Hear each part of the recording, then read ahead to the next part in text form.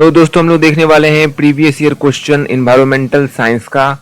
Previous year question देखने से आपको आइडिया जो मिल जाएगा किस तरीके का क्वेश्चन आता है, साथ ही साथ इसमें से बहुत सारे क्वेश्चन देखने को मिल सकते हैं। इंग्लिश वाले बच्चे बाईं तरफ देखेंगे, हिंदी वाले बच्चे दाईं तरफ देखेंगे। पर्यावरणीय अध्ययन की बहुविषयक प्रकृति में क्या शामिल है? राइट आंसर डी होगा, उपरोक्त सभी। याद रखिएगा ये सवाल एग्जाम में आ चुका है पिछले साल, ठीक है। सतत विकास का मुख्य धैर्य क्या है? ऑप्शन था, राइट आंसर उपरोक्त सभी होगा। उपरोक्त सभी वाला क्वेश्चन आपको देख के जाना है, वही वाला क्वेश्चन छपता है, उपरोक्त सभी ही आंसर होगा, याद रखिएगा। निम्नलिखित में से कौन सा पर्यावरण अध्ययन को सबसे अच्छी तरह से परिभाषित करता है? राइट आंसर बी होगा, पर्यावरण के साथ मानव अंततः क्रिया का अध्ययन हो जाना। ऑप्शन आपके सामने है सारा का सारा, और ये सारे क्वेश्चन ध्यान रखिएगा एग्जाम में आ चुका है पिछले साल। पर्यावरण अध्ययन का क्षेत्र क्या है? राइट आंसर डी होगा, उपरोक्त सभी हो जाएगा। अगला है which concept is central to sustainability? Right answer B होगा, भविष्य की पीढ़ियों को प्रभावित किए बिना वर्तमान आवश्यकताओं को पूरा करना। नेक्स्ट क्वेश्चन है पारिस्थितिकी तंत्र क्या है? राइट आंसर सी होगा, जीवित जीवों का समुदाय जो अपने भौतिक पर्यावरण के साथ अंतःक्रिया करना। अगला सवाल है पारिस्थितिकी तंत्र का प्राथमिक कार्य क्या है? राइट आंसर सी होगा, दोनों ए और बी, दोनों ए और बी, ठीक है। ध्यान रखिएगा ये साइंस और कॉमर्स वाले बच्चे से पूछा था, आर्ट्स वाले बच्चे का प्रीवियस ईयर क्वेश्चन नहीं है, साइंस और कॉमर्स वाले का प्रीवियस ईयर क्वेश्चन है, ठीक है। अगला सवाल है निम्नलिखित में से कौन सा एक वन पारिस्थितिकी तंत्र का उदाहरण है? राइट आंसर ए होगा, सुंदरबन मैंग्रोव वन। पारिस्थितिकी उत्तराधिकार क्या है? राइट आंसर बी होगा, पारिस्थितिकी तंत्र की प्रजातियों की संरचना में परिवर्तन की एक धीमी प्रक्रिया। एक चीज ध्यान रखिएगा, ऑप्शन आपको ज्यादा जो बड़ा सा लिखा रहेगा वो आंसर होने का चांस है, ठीक है। अगला है कौन सा पारिस्थितिकी तंत्र तालाब, नदियां और महासागरों को शामिल करता है? राइट आंसर होगा डी, जलीय पारिस्थितिकी तंत्र। निम्नलिखित में से कौन सा एक नवीकरणीय संसाधन है? राइट आंसर बी होगा, सौर ऊर्जा नवीकरणीय है, जो कि हमने बताया भी था। भारत में वनों की कटाई का प्रमुख कारण क्या है? कि शहरीकरण, औद्योगिकरण, खनन। उपरोक्त सभी होगा, राइट आंसर। उपरोक्त सभी देख के जाना, ऑप्शन ए लगा के नहीं आना है, चारों ऑप्शन देख लेना है। डी वाला उपरोक्त सभी अगर होगा तो वही आंसर होने वाला है। मृदा अपरदन का मुख्य प्रभाव क्या है? कि भैया उपजाऊ ऊपरी मिट्टी का नुकसान हो जाना, सॉइल इरोजन जो होता है। मृदा मतलब होता है मिट्टी, याद रखिएगा ये संस्कृत में लिखा हुआ मृदा, मिट्टी। भारत में कौन सा बांध पर्यावरणीय और सामाजिक समस्याओं के लिए जाना जाता है? राइट आंसर होगा तिहरी बांध। कौन सा है? तिहरी जो डैम होता है वो है, ठीक है। 70 क्वेश्चन कराने हैं, इसलिए थोड़ा सा तेजी में कराएंगे, आप लोग देखते जाइए फटाफट से, अदरवाइज पीडीएफ से आप लोग कर लीजिएगा। इंग्लिश वाले बच्चे बाएं तरफ आप लोग देख लीजिएगा, ऑप्शन सेम होने वाला है, हिंदी में आपको बता रहे हैं। मरुस्थलीय क्या है? राइट आंसर होगा बी, शुष्क, अर्ध शुष्क और शुष्क उपनम क्षेत्रों में भूमि का क्षरण।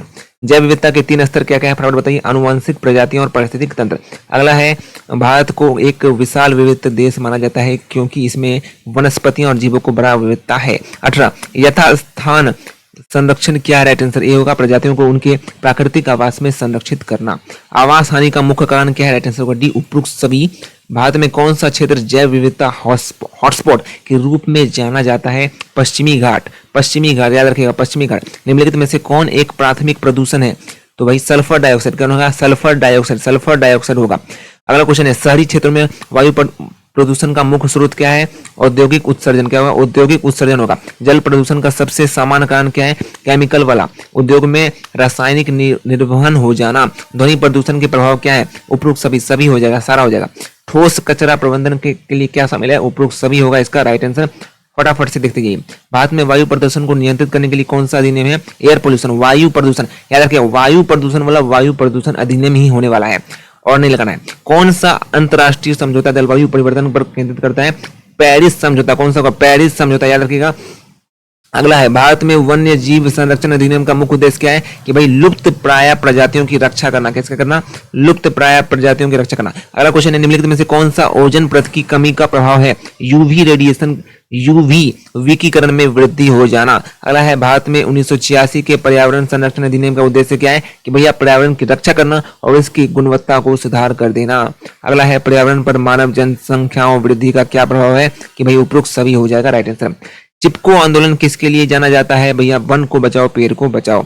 अगला क्वेश्चन है, भारत में आपदा प्रबंधन के लिए एक मुख्य रणनीति क्या है? कि भाई प्रारंभिक चेतावनी प्रणाली का विकास करना।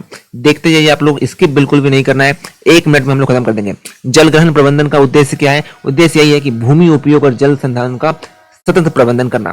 पर्यावरण नैतिकता किससे संबंधित है? किससे संबंधित है? तो भैया मनुष्य से संबंधित है, प्राकृतिक दुनिया के बीच नैतिक संबंध है। ठीक है, अगला सवाल है, निम्नलिखित में से कौन सा बाढ़ प्रबंधन की गैर संरचनात्मक विधि है? तो बाढ़ का मैदान का क्षेत्रीकरण करना, फ्लड प्लेन जोनिंग। कौन सा भारतीय आंदोलन पर्यावरण संरक्षण के लिए प्रसिद्ध है? नर्मदा बचाओ आंदोलन। नर्मदा बचाओ आंदोलन। भारत के पहाड़ी क्षेत्रों में भूस्खलन में योगदान देने वाला प्रमुख कारण कौन सा है? ऑल ऑफ दी उपरोक्त सभी होगा राइट आंसर। कौन सा अभ्यास जल संरक्षण में सहायक है? राइट आंसर होगा बी, वर्षा जल संचयन। वर्षा जल संचयन। याद रखिएगा, केवल प्रीवियस क्वेश्चन मात्र देखने से काम नहीं चलेगा, बहुत सारे क्वेश्चन आपको देखने पड़ेंगे। सारा क्वेश्चन कराया गया है, पहले से ही करा रखे हैं, प्लेलिस्ट आपको दिया गया है, टेलीग्राम पर देख लीजिएगा। ठीक है, प्रीवियस क्वेश्चन देखने से आपको आइडिया मिलेगा कौन सा क्वेश्चन आपको देखने को मिल सकता है आपके एग्जाम में। बिश्नोई आंदोलन का मुख्य उद्देश्य क्या है? कि पेड़ को और वन्य जीवों का संरक्षण करना। ध्यान रखिएगा, ये सारे क्वेश्चन आपके एग्जाम में पिछले साल पूछा गया था। ठीक है, भारत में जल प्रदूषण को संबोधित करने के लिए कौन सा कानून लागू किया गया था? तो वाटर, जल प्रदूषण रहेगा तो जल वाला अधिनियम ही आने वाला है, वायु वाला तो वायु अधिनियम। ठीक है, ग्लोबल वार्मिंग का मुख्य कारण क्या है? कि ग्रीन हाउस गैस। ये क्वेश्चन कराए थे। अगला है, मॉनिटरिंग प्रोटोकॉल का, मॉनिटरल प्रोटोकॉल का उद्देश्य किसकी रक्षा करना है? तो ओजोन परत का। याद रखिएगा, मॉनिटरल प्रोटोकॉल जब भी आएगा तो ओजोन लेयर आने वाला है। ठीक है, एक है क्योटो प्रोटोकॉल, वो देख लीजिएगा, क्योटो प्रोटोकॉल पढ़ाया था वो। अम्लीय वर्षा का मृदा पर क्या प्रभाव पड़ता है? कि उर्वरता घटती है कि बढ़ती है? घट जाती है। उर्वरता घटती है कि बढ़ती है? उर्वरता घट जाती है, याद रखिएगा, अम्लीय अगर वर्षा होता है तो। कौन सा अंतरराष्ट्रीय संधि ग्रीन हाउस गैसों की कमी से संबंधित होता है? ये वाला है क्योटो प्रोटोकॉल। जब ग्रीन हाउस वाला बात आएगा तो क्योटो प्रोटोकॉल आएगा, और जब ओजोन वाला बात आएगा तो अपना मॉनिटरल प्रोटोकॉल आने वाला है। ये क्वेश्चन आपको एग्जाम में देखने को मिलेगा, क्योटो प्रोटोकॉल और मॉनिटरल प्रोटोकॉल वाला क्वेश्चन। भारत का कौन सा जैव भौगोलिक क्षेत्र उच्च प्रजाति विविधता के लिए जाना जाता है?